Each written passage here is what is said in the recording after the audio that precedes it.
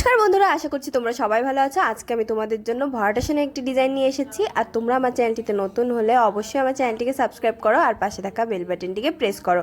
তো চলো এবার আমরা ডিজাইনটি দেখে নেব। প্রথমে আমি একটি হোয়াইট কালার উল নিয়ে নিচ্ছি। এটি দিয়ে আমি প্রথমে দুটো ঘর নিয়ে একটি লাইন তৈরি করে নিচ্ছি। তারপরে দেখো দুটো ঘর ছেড়ে দিয়ে এখানে আমি 16টি ঘর নিয়ে আরেকটি লাইন তৈরি করে নিচ্ছি। তো আমার 16টি ঘর নিয়ে আরেকটি লাইন তৈরি করা হলো। এবারে আমি দুই সাইডে দুটো দুটো করে ঘর সংখ্যা কমিয়ে আরেকটি লাইন তৈরি করলাম। সেমভাবে আমি দুই দিক থেকে দুটো দুটো করে ঘর সংখ্যা কমিয়ে আরেকটি লাইন তৈরি করলাম।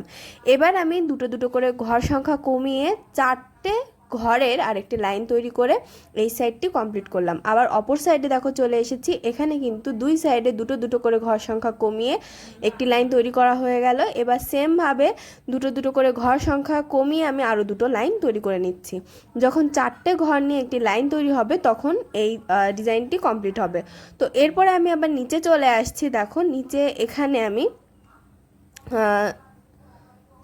এখান থেকে নয়, আমি যেখানে দুটো ঘরের একটি ফোর তুলেছিলাম তার সাইডের ঘরের থেকে দেখো যেই দুটো ঘরের গ্যাপ রেখেছিলাম তার পাশের লাইন থেকে দুটো ঘর দিয়ে আমি আরেকটি লাইন তৈরি করলাম। তারপরে ওপরের দিকে দুটো ঘর বাড়িয়ে আরেকটি লাইন, নিচের দিকে লেভেল সমান সেমভাবে দেখো আরেকটি লাইন তৈরি করলাম। এভাবে করে 3 নম্বর লাইন কমপ্লিট হওয়ার পরে 4 নম্বর লাইন আমি দুবার তৈরি করব। দেখো উপরে দুটো ঘর বাড়িয়ে একটি লাইন তৈরি করেছে, তারপরে সেমভাবে আমি আরেকটি তৈরি করে নিলাম। তো এই দুটো করার পরে আমি উপরের লেভেল এবার সমান রাখবো আর নিচের দিকে ঘর সংখ্যা কমাবো। তো এই দেখো উপরের লেভেল সমান রেখে প্রথমে আমি 4 তুলছি। ওপরের লেভেলে গিয়ে আমি নিচের দিকে দুটো ঘর কমিয়ে প্রথমে একটি লাইন তৈরি করলাম। তারপরে সেমভাবে আমি আরও দুটো লাইন তৈরি করে নেব। মাঝের দুটো কিন্তু লেভেল সমান থাকছে আর সেম ঘর সংখ্যার হচ্ছে, আর সাইডে আরও তিনটে করে তৈরি হচ্ছে দুই সাইডে। তো একটি সাইড কমপ্লিট হয়ে গেল। অপর সাইডেও দেখো দুটো ঘর নিয়ে তারপরে 4টে ঘর নিয়ে এবার 6টি ঘর নিয়ে আমি লাইন তৈরি করছি। 6টি ঘরের পরে 8টি ঘর নিয়ে যে লাইনটি তৈরি হবে সেটা দুবার তৈরি হবে, অর্থাৎ দুটো তৈরি হবে। তারপরে ওপরের লেভেল সমান রেখে আবার আমি 6টি ঘর নিয়ে একটি লাইন তৈরি করলাম।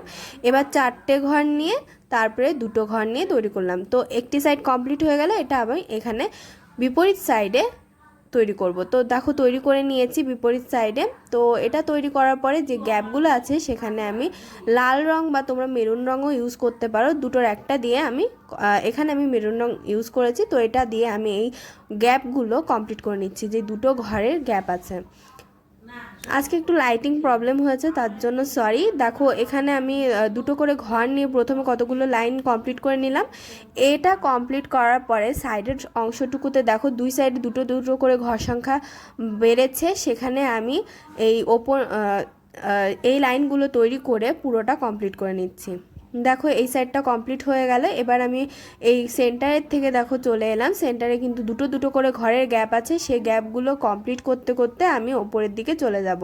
তো একটি লাইন তৈরি হলো। এবার 2 নম্বর লাইনটি তৈরি করছি, এরপরে 3 নম্বর লাইন তৈরি করব, তারপরে 4 নম্বর।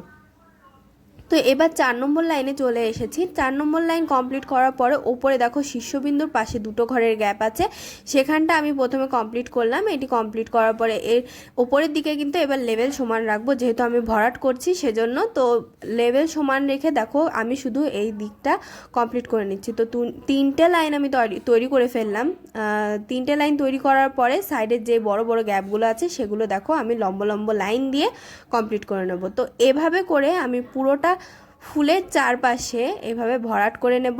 আর এই ফুল তোমরা সাইডে আরেকটি তৈরি করে পুরোটা আসন এভাবে করে তৈরি করতে করতে পুরোটা আসন কমপ্লিট করে নেব। তো এইটুকুও আমি কমপ্লিট করে দেখালাম। এবার পুরোটা আমি কমপ্লিট করে নেব। দেখো পুরোটা ডিজাইন আমি কমপ্লিট করে নিয়েছি। আর ডিজাইনটি তোমাদের কেমন লেগেছে কমেন্ট বক্সে জানাতে ভুলবে না। আর ভিডিওটি ভালো লাগলে লাইক শেয়ার করবে এবং অবশ্যই আমার চ্যানেলটিকে সাবস্ক্রাইব করবে।